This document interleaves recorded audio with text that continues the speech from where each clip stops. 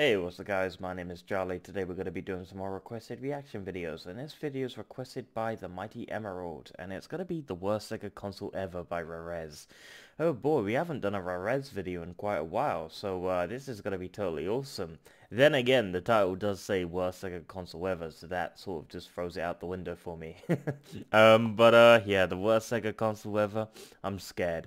Probably don't know what to expect from the video, but my guess maybe the Sega 32X or like the Sega CD or something like that. Or maybe it's like a Sega console mini version. I know those sort of like have like the emulator and they're absolutely terrible. Who knows? I don't know what to expect. But yeah, let's check out the video, shall we?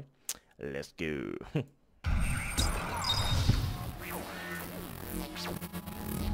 Very recently on this very show, we took a look at a system that was emulating Genesis games very, very poorly. But there are a lot of companies out there that have also tried to make Sega Genesis systems, even some with the blessings of Sega themselves. We're going to take a look at a console that many of you may have actually seen on store shelves, and if you were smart, you didn't pick it up.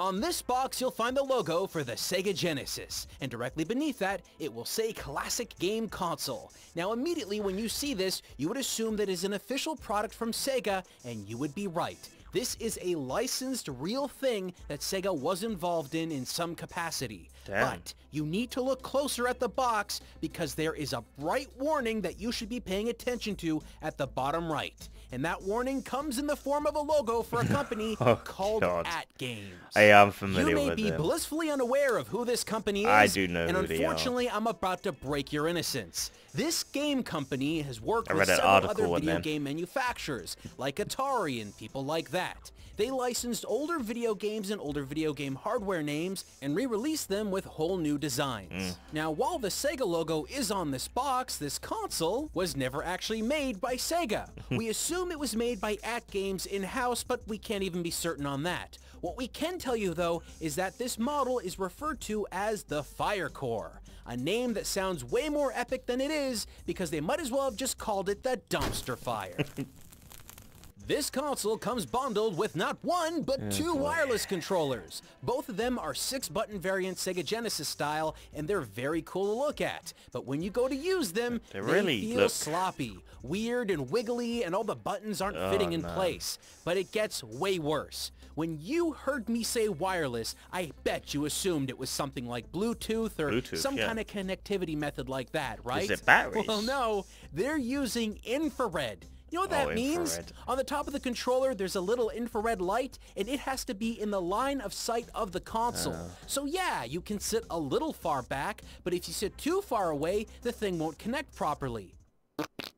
And even if it does connect, sometimes it misses button inputs, or it just doesn't register inputs at all. But what really makes these controllers impossible to use is that if you're playing any game and you accidentally lose line of sight with the console, it will hold down the last registered input for about 3 seconds, even if you're not pushing it anymore. That makes it impossible to play every single game that you could possibly be playing on this system. So if you happen to have a real Sega Genesis controller, I would highly recommend plugging that up directly to the front of this system, because there is no reason at all that you should be using these controllers. But unfortunately, for the purposes of a review, I have to use the wireless ones. So I'll probably be complaining about that a lot. Now, as for the console itself, it really doesn't look amazing. You've got a power button and a reset button and a cartridge slot on top.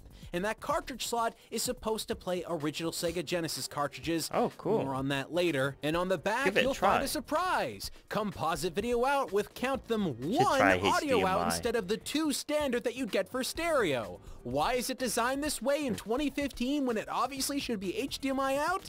Well, I've got to assume that they're trying to make this console as dirt cheap as possible. At this point, I'm even questioning if it will turn on. But if you look at the front of the box, it says it has 80 games built into the system. That'd be the 80 games. It's gonna be pretty cool, right?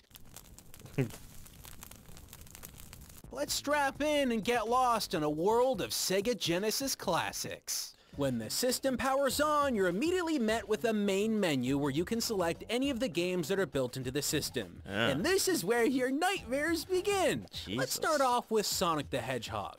At first glance, this seems to be running at the correct speed. But because the controls are just so bad, it feels like the game is playing in slow motion. Every jump, every roll, every kind of movement you have to perform in Sonic the Hedgehog just doesn't work when these controllers just don't want to function properly. And just when I didn't think it could get any worse, when I started to play this game and really listen to the soundtrack, I noticed something really wrong. On a real Sega Genesis, this is what the soundtrack from this level is supposed to sound like. Yeah, that's a normal soundtrack. Yeah. Badass. What did they do with it? Did they mess it up? The soundtrack. How does this at-game system do it? Well, it sounds like this. Oh, what the hell is that? It feels like it's melting. And it's not just this level. Every single level has this exact same problem. Here's the second stage. On a real Genesis, it sounds like this. Really good music. And on the dumpster fire, it sounds like this. Oh, no. It just... At first I had to assume that it was just a bad version of Sonic the Hedgehog, like some kind of broken ROM file or something like that. But no, every single game that you run off this system has sound problems. Is it to lower the memory?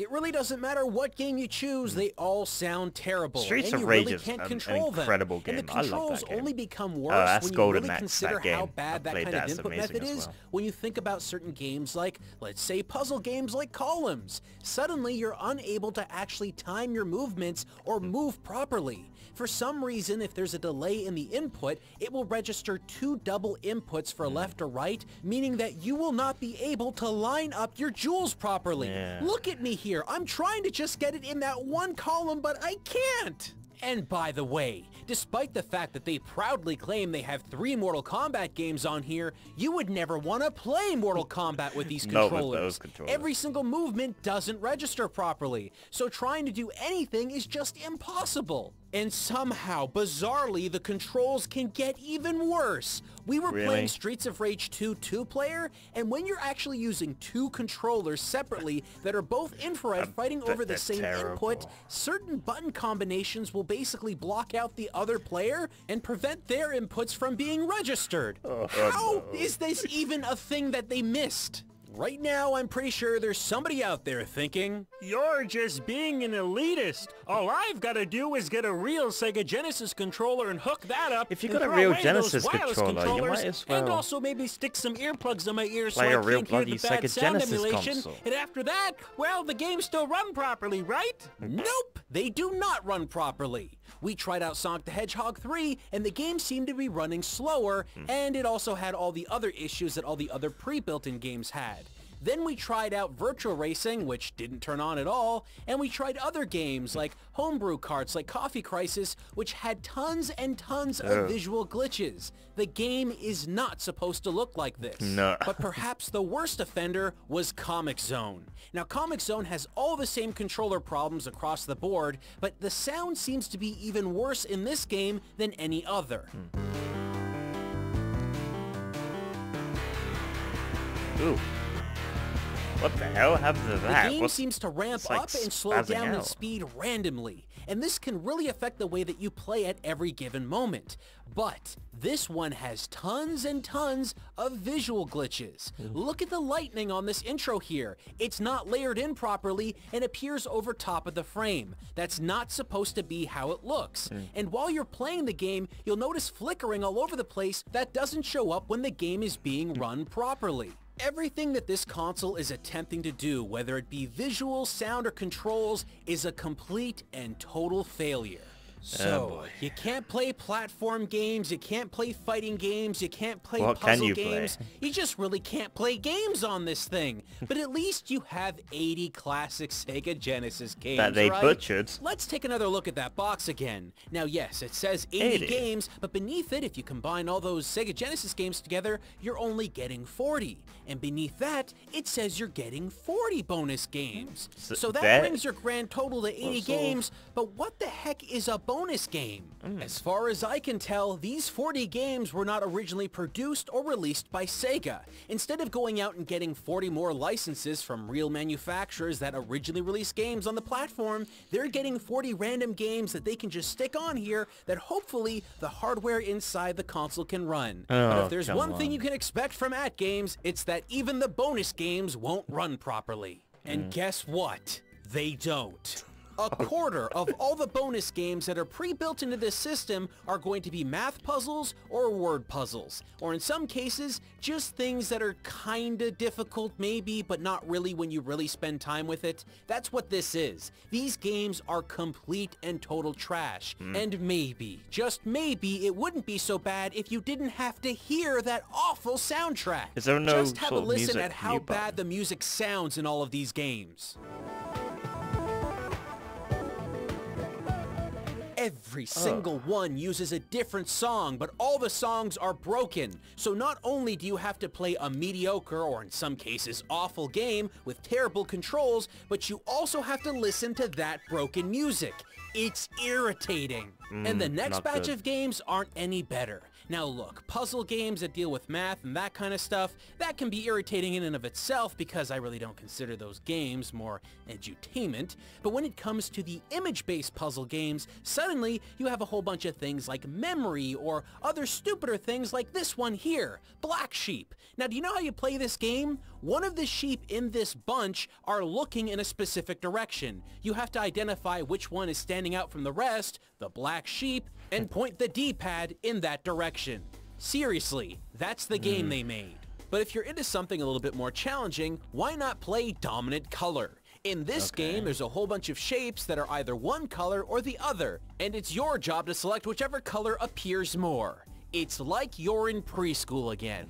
And for one more added layer of proof that AtGames did not care about the performance of any of these titles, this game here is called Mahjong Solitaire. Now, of course, the game doesn't play well, and if you listen to the music... What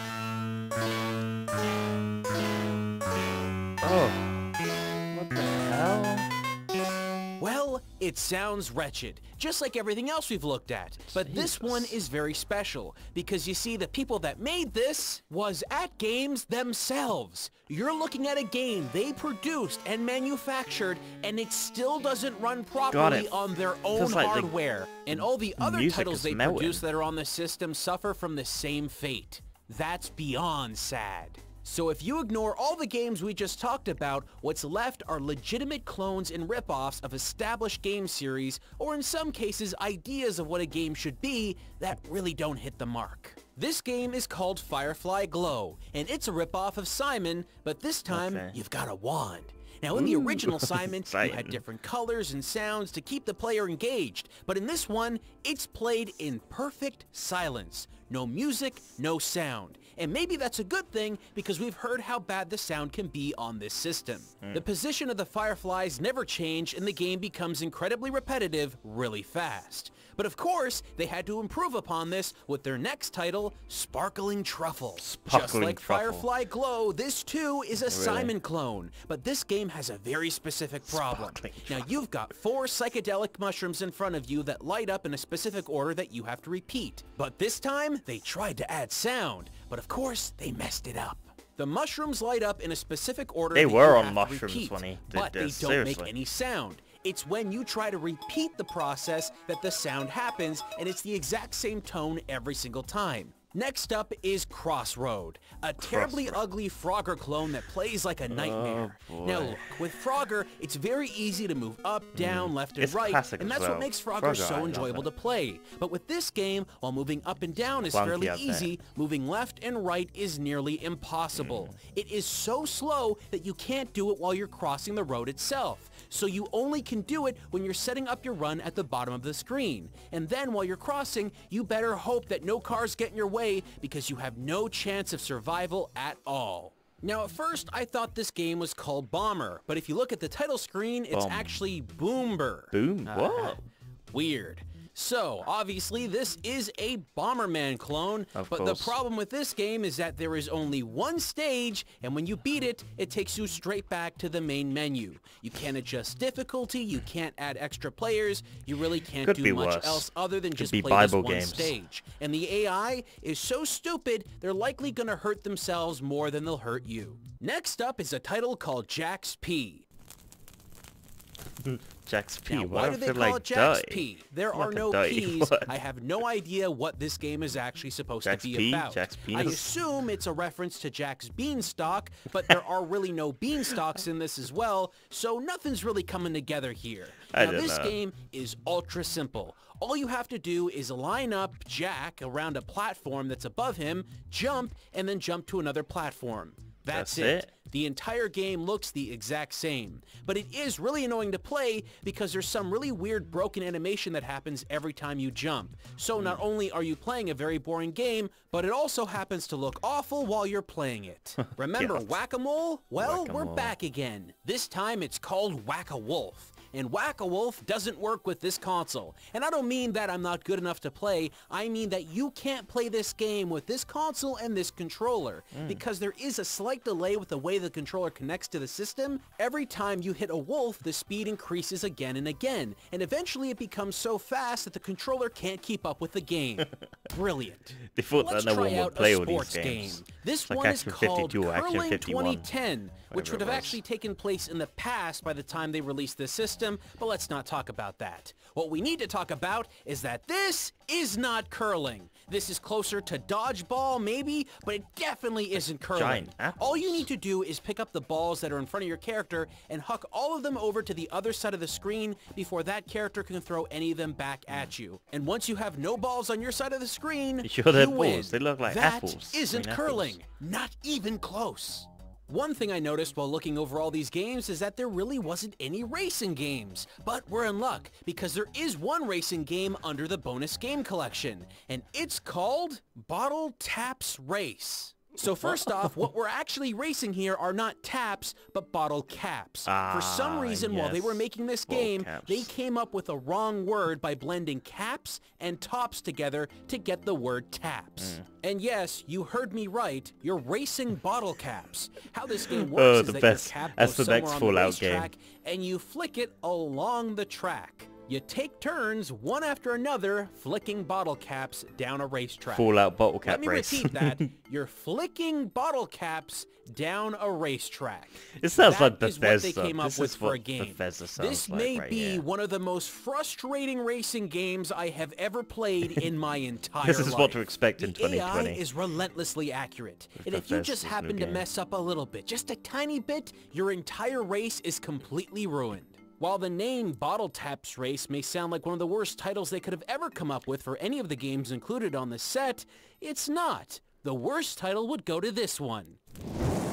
Was that Mr. Balls? The premise of this game is very simple. What you need to do is make all the Mr. Balls appear or make them all disappear. The trick, though, is that every time you push one of the Mr. Balls, certain Mr. Balls around them disappear. You have to do this in a very specific way, in a very direct order, in order to achieve Mr. Bucket really does come to mind. This game is a rip-off of something that was released in the mid-90s called Lights Out, that was released as a handheld electronic device, and even before that, it was used on Merlin, which is an electronic device that we showed off a very long time ago. While there's nothing really functionally wrong with the game, it's just a strange title and a very gross-looking character that you have to stare at the whole Kirby, time. Plus the usual terrible audio.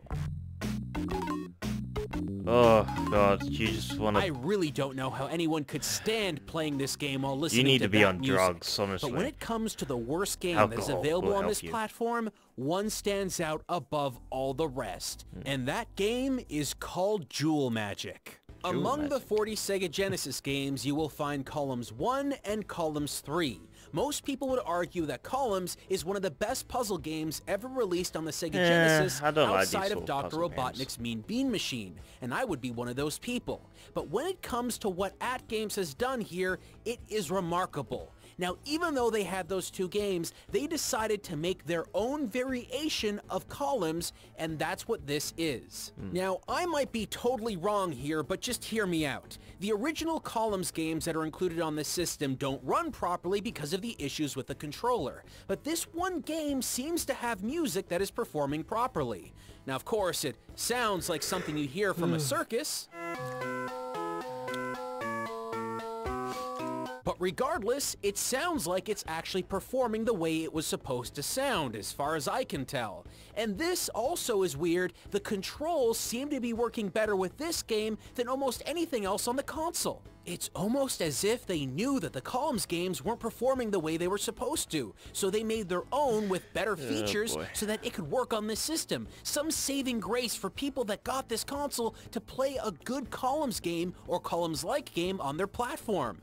But of course, they didn't make a good Columns game, did they? In Columns, you have to match up 3 jewels that look the same, either horizontally, vertically, or diagonally. It's very simple, but that's what makes good puzzle games good. Easy to learn, hard to master. It's really not I don't like puzzle complex, games mostly because I suck when you at look them. at the jewels, you can see that even if a jewel has a different shape, it also has a different color. Unless so they're all you Resident really Evil need to puzzles. do is I like either those. match up the same shapes or match up the same colors. You're never going to have 2 jewels that have the same shape but have different colors because that would be confusing. So what does jewel magic do? Well, yeah, you've got a couple different colors and they're all triangles, but there's 2 different kinds of triangles. Triangles that point up and triangles that point down. And they can't be matched together.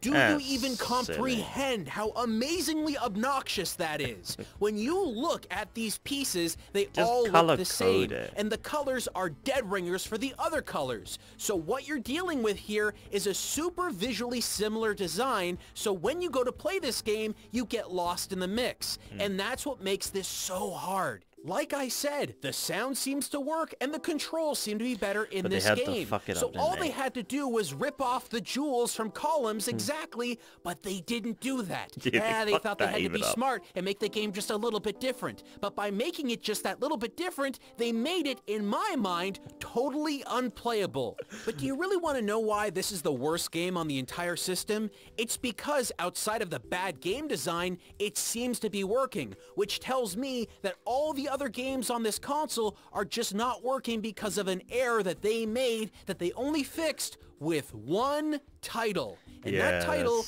is a broken Columns clone. This console and all 80 of its games are a complete failure for anyone out there that's looking to get a collection of Sega Genesis games. And if you just think buy the for a original minute that there's Sega anything Genesis. redeemable about this console, you would be completely wrong. Sega made an announcement that they're going to be releasing their own variation of a Genesis mini console that they're going to be working on with a company called M2. Now, you don't need to know who they are, but they do good work and have worked with Sega in the past making awesome products. But AtGames no longer seems to be in the picture. This isn't the only time that AtGames has made consoles in the past, but let me tell you, this is one of the worst. And if we're unlucky, we might be checking out more of their consoles in the future. I hope not. I really hope not. Oh boy.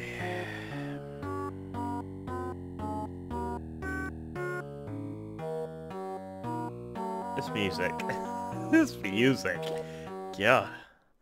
But yeah, that was the worst Sega console ever by Rerez. Oh, Jesus Christ, that was painful, honestly. Those video games were boring as shit. Yeah, from what I saw, I would definitely not buy this. This is definitely just a cash grab. I mean, if you want the Sega console, get the original Sega console, get the original controllers. Don't buy a mini version or something like that. Well, I guess it's alright if you want to use HDMI. But then again, you can get like the Sega console probably HDMI chipped by a specialist or something like that. They did that with the GameCube. Yeah, you can buy like a HDMI sort of GameCube add-on. But yeah, I mean, but then again, that's sort of ripping apart the Sega or the GameCube, and you know, it's not the same. You want to keep it original as possible for nostalgic reasons. I don't know. I mean, everyone has different opinions, different perspectives, and what you want as a console. Would you want to mod it, soft mod it, and all that stuff? That's up to you. Everyone has different sort of flavors if they want that sort of stuff. But I like the original. I don't. If I wanted the Sega console, I would want it original controls, original packaging, original boxing, all 100% original. I would keep like 100% all original and another one sort of modded, so I don't have to keep swapping in and out games. I don't know, all on a bloody disc or something like that, or probably like a memory card or something. Just built-in memory, just to play all the games on one console. But then again, that's another topical in discussion. But either the case, that was the worst Sega console ever by Rerez, and my god, would I play those games? Absolutely god not. But yeah, reminds me of Action 52 or Action 51, I can't remember, that terrible collection of games. But yeah, if you like this video, make sure to give a like, comment down below, make sure to subscribe to my channel if you're enjoying my content. I'll see you guys in the next video. Peace.